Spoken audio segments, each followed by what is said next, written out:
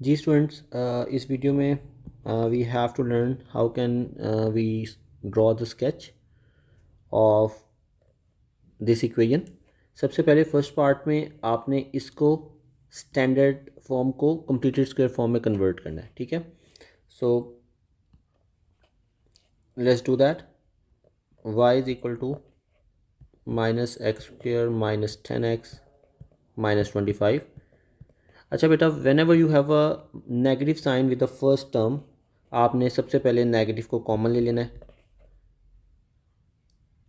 तो जितनी भी टर्म्स हैं उनके साइन चेंज हो जाएंगे। Now we can easily convert this into the completed square form.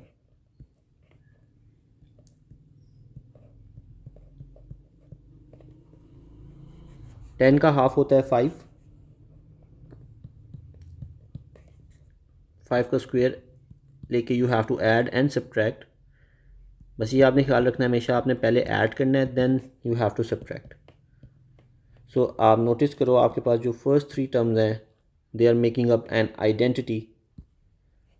So that is x plus 5 whole square.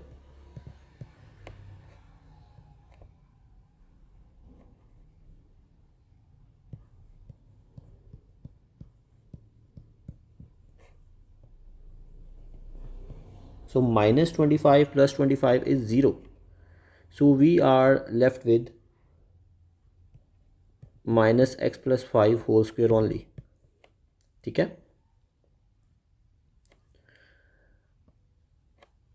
Now अच्छा, आप देख सकते हैं कि हमने स्टैंडर्ड फॉर्म को कंप्लीटेड स्क्वायर फॉर्म में कन्वर्ट कर लिया है, और q की प्लेस पे जहाँ पे ये q लिखा हुआ है वहाँ पे हमारे पास कुछ भी नहीं है, यानी कि 0 है। सो q इज़ इक्वल टू 0। सो अब हमने स्केच ड्रॉ करना है, और स्केच ड्रॉ करने के लिए वो ये कह रहे हैं कि hence sketch the graph of this equation. So मैं स्केच ड्रॉ करने के लिए कंप्लीटेड स्क्वायर फॉर्म को यूज़ करूँगा, ये वाली इक्वेशन को यूज़ करूँगा, बिकॉज ये दोनों इक्वल ही हैं, ठीक है। So let's draw the sketch. This is the equation we have. So x, in order to find x intercepts,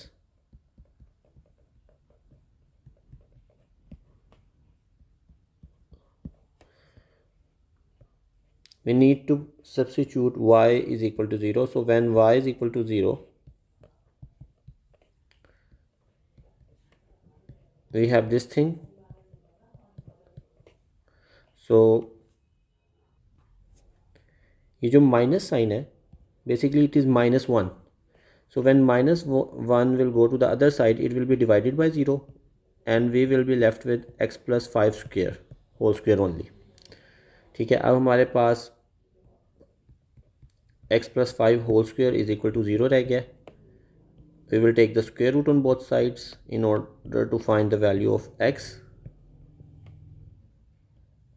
So x plus 5 is equal to 0. Square root of 0 is 0. So x is equal to -5. सो आपने notice किया है कि हमारे पास जो x intercept आ रहा है वो सिर्फ एक ही है। सो इट मीन्स कि हमारा जो पैराबोला होगा वो सिर्फ और सिर्फ -5 पे टच करेगा, सिर्फ एक पॉइंट पे टच करेगा। Now we need to find the y intercept.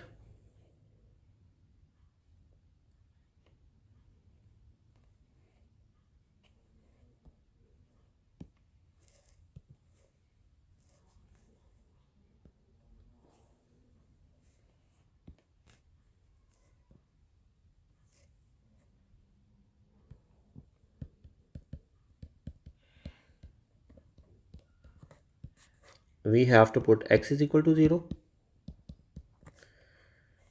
सो हमारी इक्वेशन है y is equal to minus x plus 5 whole square. So 0 plus 5, ठीक है। So minus, we need to take the square of only 5। Minus का square नहीं लेना because minus bracket के बाहर है। So we have -25। y is -25.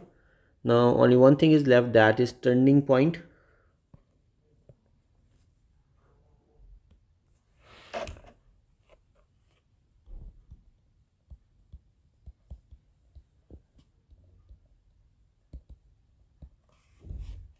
अच्छा, turning point फाइंड करने के लिए I am substituting x plus y whole square equals to 0. As I told you in my previous video कि आपने जो स्क्वेयर्ड पार्ट है अपनी इक्वेशन का उसको 0 के इक्वल पुट करना है, ठीक है। सिर्फ स्क्वेयर्ड पार्ट को, ब्रैकेट को, और ब्रैकेट के ऊपर स्क्वेयर होगा और ब्रैकेट के अंदर जो कुछ है आपने उसको 0 के इक्वल पुट करना है। So taking square root,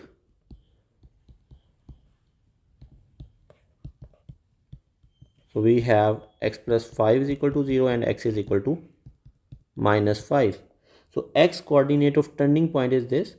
Now we need to find the y coordinate.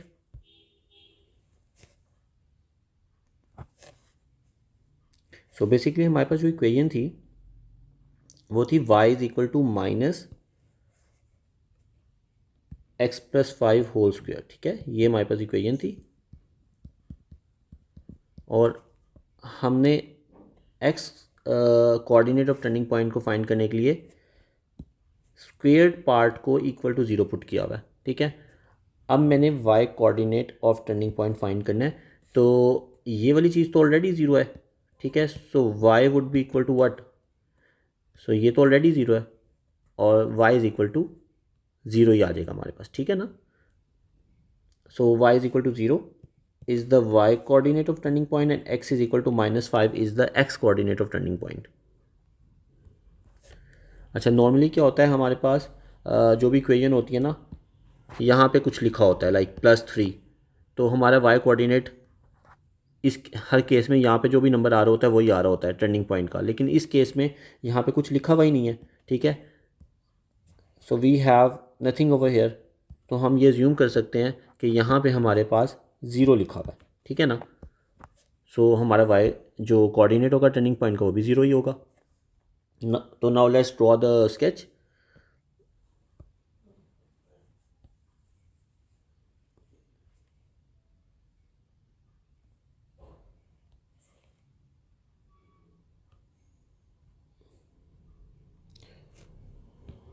So this is x-axis and here we have y-axis. हमारा सैड फेस बनेगा क्योंकि आप नेगेटिव साइन जो है हमारे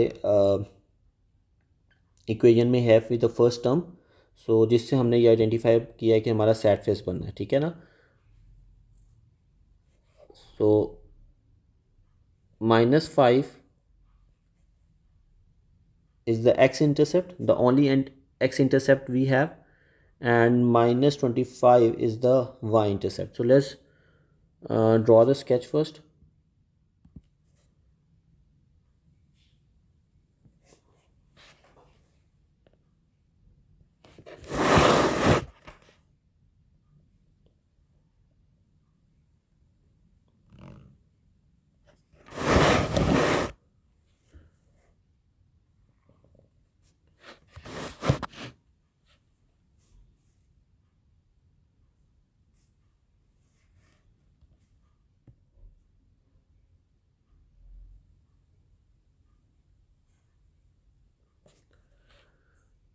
सो इस तरह का आपका स्केच ड्रॉ होगा और वो पॉइंट जहाँ पे आपका पैराबोला y एक्सिस को क्रॉस कर रहा है दैट इज़ -25, ठीक है। इसको थोड़ा एक्सटेंड कर लेते हैं, दिस इज़ y एक्सिस। सो जहाँ पे आपका पैराबोला y एक्सिस को टच कर रहा है दैट इज़ -25 और हमारा पैराबोला सिर्फ x एक्सिस पे एक पॉइंट पे टच कर रहा है, इसलिए हमारी जो इक्वेशन थी उसका सिर्फ x का एक ही आंसर आ रहा था। So this is the equation, you can write here कि ये इसका स्केच है।